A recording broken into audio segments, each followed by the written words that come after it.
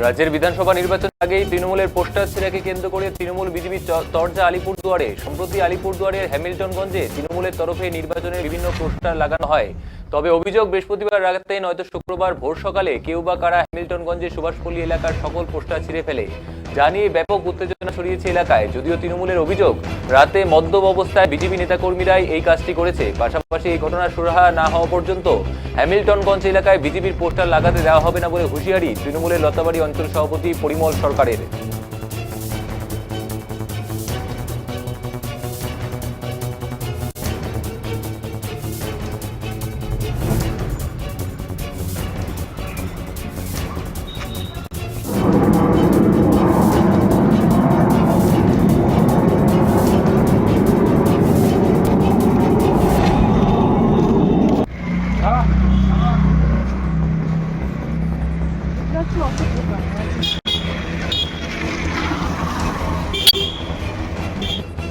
কি ঘটনা ঘটেছে, কি অভিযোগ? কালকে আমাদের কর্মীরা মানে সুভাষপল্লী এই পার্টির কর্মীরা আমাদের আবার জিতবে বাংলা এই পোস্টারগুলো লাগানো হয়েছিল কাগজের। তো মোটামুটি টোটাল পাড়াটাই লাগানো হয়েছিল, কিন্তু আজকে সকালে উঠে দেখি যে একটা পোস্টারও নাই, সব ছিঁড়ে ফেলছে। তো এইটা কিন্তু বিজেপির প্ল্যানিং করে করছে, মানে যাতে ওরা মানে হারের ভয়ে এই কাজটা করছে। আমার কাছে খবর আছে যে রাত্রেবেলা বিজেপির কর্মী কিছু নেতা এই সুভাষপল্লীর কোনো এক জায়গায় রাত্রে মদ খাইছে, পিকনিক করছে, পিকনিক আর মদ খায় রাত্রেবেলা এই কাজটা প্ল্যানিংভাবে করছে। তো বিজেপির যে কালচার, বিজেপির কালচারটাই এরকম, কারণ আরএসএস আর বিজেপির যে বুদ্ধি সেটা মানে বানরের বুদ্ধির থেকে অল্প কম। তো এই ধরনের মানুষ আর মানে কি কাজ করতে পারে, তো এই প্ল্যানিং করে চিনছে।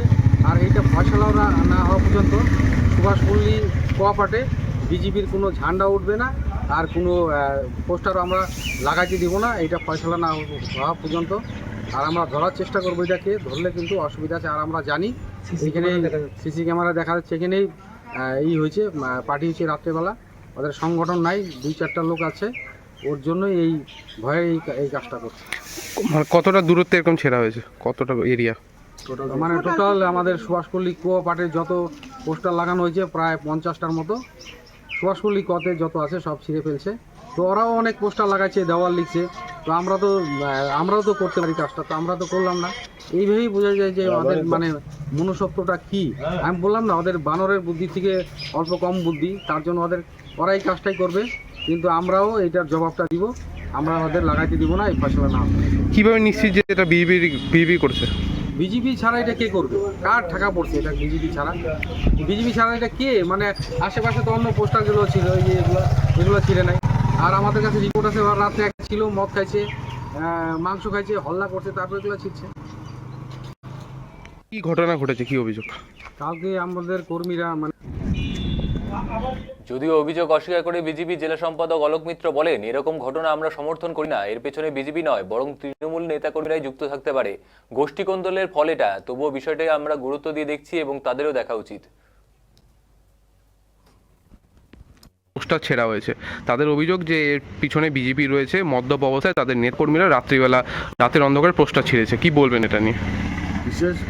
বিষয় একটা বড় ব্যাপার, যদি পোস্টার ছেঁড়া যে বিষয়টা, সেটা আমি কখনোই সমর্থন করি না এবং আমাদের দলও এটা সমর্থন করে না। এবং আপনারা বিভিন্ন জায়গায় দেখেছেন যে আজকে তৃণমূল থেকে এসব করা হচ্ছে, বিভিন্ন পোস্টারে কাদা ছেঁড়া হচ্ছে, পোস্টার ছেঁড়া হচ্ছে, কারণ তৃণমূলের ভয় আছে।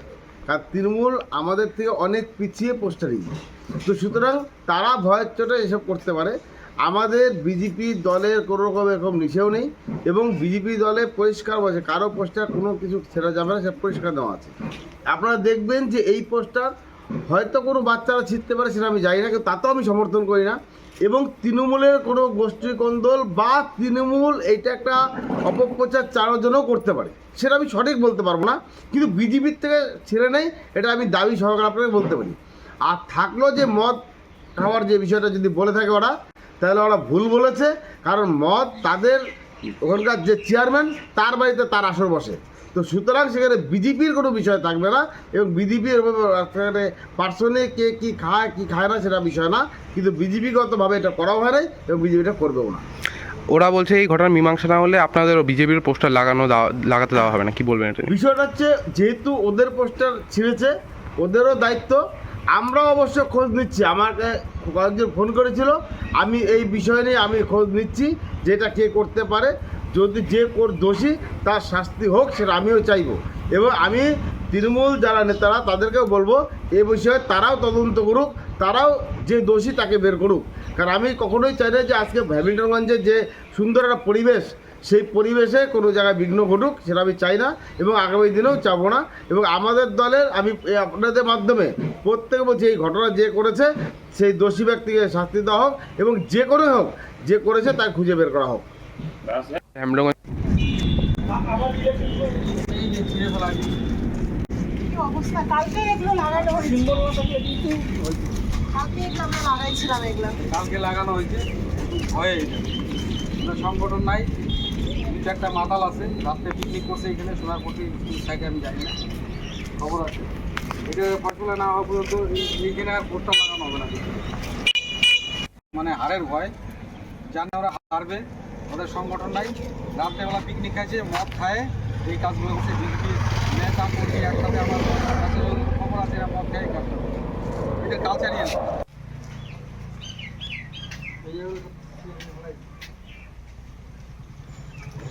না এসব করে কি মনে হচ্ছে যে পোস্টার ছিঁড়ে ফেললে কি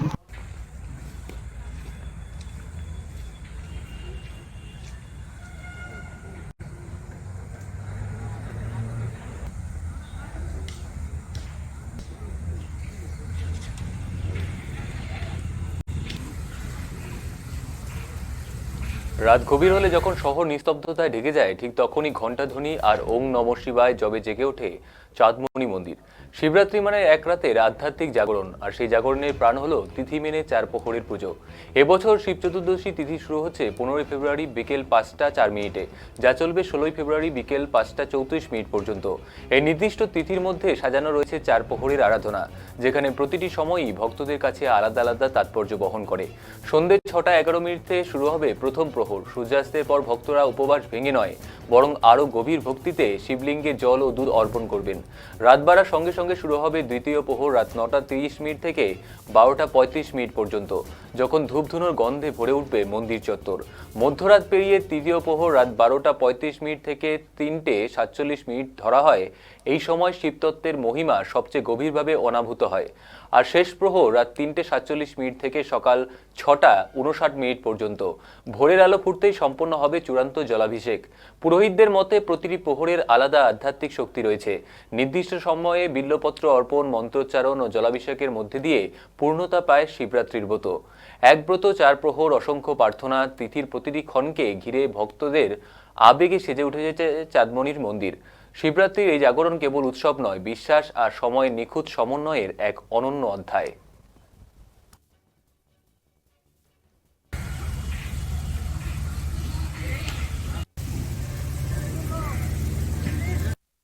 উত্তরবঙ্গের প্রাচীনতম মন্দির চাঁদমণি মন্দির।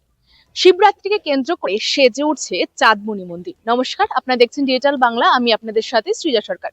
আমরা একেবারে চলে এসেছি চাঁদমণি মন্দিরে। শিবরাত্রির আগের যে প্রস্তুতি রয়েছে, গোটা যে চাঁদমণি মন্দির তা কিন্তু সেজে উঠছে, এবং চাঁদমণি মন্দিরে সকলেই দূর দূরান্ত থেকে পুজো দিতে আসেন, এবং তার পাশাপাশি এই চাঁদমণি মন্দিরে কিন্তু থাকছে মেলা। কতদিন মেলা চলবে এবং কি কি প্রহর রয়েছে জল ঢালার জন্য শিবের মাথায়, সবটাই আমরা জানবো এখানকার পুরোহিতের সাথে কথা বলে। देखिए, इस बार महाशिवरात्रि जो है 16 तारीख, कोई पंजिका में 4:57 से लग रहा है, जो कि 17 तारीख 5:34 तक रहेगा, समझे ना। तो कोई पंजिका में 5-7 मिनट का इधर उधर डिफरेंसेस है। जैसे मैं आपको बता रहा हूँ, ये जो है महाशिवरात्रि एक्चुअली 15 फरवरी संडे को चतुर्दशी का जो तिथि है वो शाम को 5:04 में प्रारंभ हो रहा है, समझे। जो 16 फरवरी को 5:34 समापन होगा, समझे ना, तक रहेगा। 16 फरवरी 2026 5:34 तक रहेगा। इसमें 4 प्रहर होता है। जैसे रात्रि का फास्ट प्रहर होता है, द्वितीय प्रहर होता है, तृतीय प्रहर होता है और चतुर्थ प्रहर होता है। जैसे फास्ट प्रहर जो होता है 6:01 से चालू होगा, सॉरी 6:11 शाम को चालू होगा और 9:23 तक प्रथम प्रहर रहेगा। और द्वितीय प्रहर जो है 9:23 से चालू होकर ये आपका 16 फरवरी हो गया, 12:35 तक रहेगा। 12 बजे के बाद वो 16 फरवरी हो जा रहा है। तृतीय प्रहर जो है 12:35 से लेकर 3:47 तक रहेगा, 16 फरवरी। और चतुर्थ प्रहर जो है 3:47 से लेकर 16 फरवरी मॉर्निंग 6:59 तक रहेगी। तो है देखिए, हर एक साल की तरह जो तैयारी है हम लोग लगे हुए हैं। कल अंतिम रूप दे दिया जाएगा। परसों दिन से तो श्रद्धालुओं का आवागमन चालू हो जाएगा। सब लगे हुए हैं, डेकोरेशन चल रहा है और पुष्पों का डेकोरेशन भी होगा, समझे ना। सारे वॉलंटियर्स लगे हुए हैं, हम लोग का काम कर रहे हैं। होगा मेला का थोड़ा सा बता दीजिए। मेला हम लोग का 16 तारीख से ही प्रारंभ हो रहा है, समझे ना। 16, 17, 18 सॉरी 15, 16, 17, 18 तारीख 4 दिन का अनुमति प्राप्त होता है मेला का। और नहीं, ट्रैफिक पुलिस प्रशासन की ओर से बहुत सारे सहयोग प्राप्त होता है। ट्रैफिक पुलिस द्वारा बहुत मदद मिलता है हम लोग को। पहले हम लोग का प्राथमिक बैठक हो चुकी है। सारे प्रकार का सहयोग हम लोग करते हैं और मैं आशा करता हूं कि किसी प्रकार असुविधा नहीं होगा, क्योंकि ये सबसे प्राचीन मेला है, समझे ना। पुलिस प्रशासन का भरपूर सहयोग मिलता है हम लोग का। प्राइवेट सिक्योरिटी सब अरेंज किया जाता है मंदिर कमेटी की ओर से। इससे प्राइवेट सिक्योरिटी लोग का संख्या कम से कम 30-40 रहता है, जो मंदिर परिसर में हमेशा ये करते हैं। कोई श्रद्धालु का कोई असुविधा होगा, क्या होगा, कुछ नहीं, सब हमेशा नियोजित रहते हैं, समझे। आपका नाम परिचय। मेरा नाम सरोज कुमार मिश्रा है।